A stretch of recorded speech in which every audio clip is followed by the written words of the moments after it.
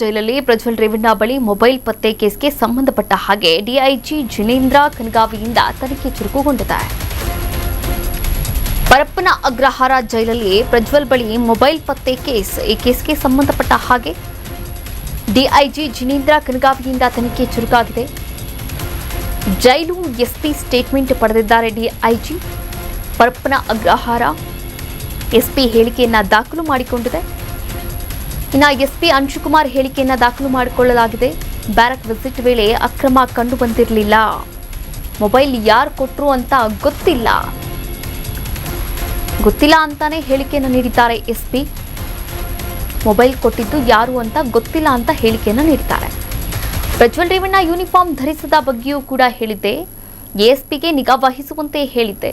ಜೈಲು ನಿಯಮಾವಳಿಗಳನ್ನು ಪಾಲಿಸಲು ಹೇಳಿದ್ದೆ. ಯಾರಿಗೂ ವಿನಾಯಿತಿ ನೀಡದಂತೆ ಸೂಚನೆಯನ್ನ ಕೂಡ ನೀಡಿದ್ದೆ. ಜೈಲು ಎಸ್ಪಿ ಅಂಶುಕುಮಾರ್ ಹೇಳಿಕೆಯನ್ನ ಕೊಟ್ಟಿದ್ದಾರೆ. ಹೇಳಿಕೆ ದಾಖಲು ಮಾಡಿದಂತಹ ಜಿನೇಂದ್ರ ಕನಗಾವಿ ವಾರದೊಳಗೆ ಅಕ್ರಮದ ರಿಪೋರ್ಟ್ ಕೊಡೋಕೆ ಸೂಚನೆಯನ್ನ ಕೂಡ ಕೊಟ್ಟಿದ್ದಾರೆ. ಎಸ್ಪಿಗೆ ನೀಡಿದಂತಹ ಶೋಕಾಸ್ ನೋಟಿಸ್ಗೆ ಉತ್ತರವನ್ನ ನೀಡಬೇಕಾಗಿದೆ. ಎಸ್ಪಿಯಿಂದ ಉತ್ತರ ಪಡೆದ ಡಿಐಜಿ ಜಿನೇಂದ್ರ ಕನಗಾವಿ ಉಳಿದ 3 ದಿನಗಳಲ್ಲಿ ಜೈಲು ಡಿಐಜಿ ಹೇಳಿಕೆಯನ್ನ ಕೂಡ ಪಡೆಯಲಿದ್ದಾರೆ. ಸಾಕ್ಷಿಗಳ ಸಂಗ್ರಹವನ್ನ ಕೂಡ ಮಾಡಲಿದ್ದಾರೆ.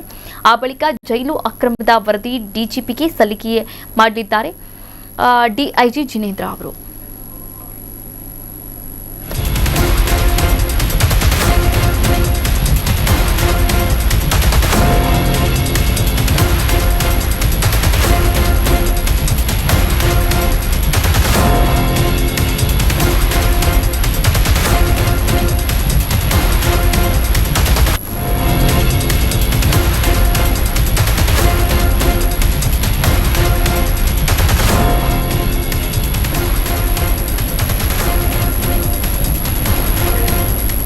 ನ್ಯೂಸ್ ಬೀಟ್ ಫಾಲೋ ಮಾಡಿ, ಸಬ್ಸ್ಕ್ರೈಬ್ ಮಾಡಿ.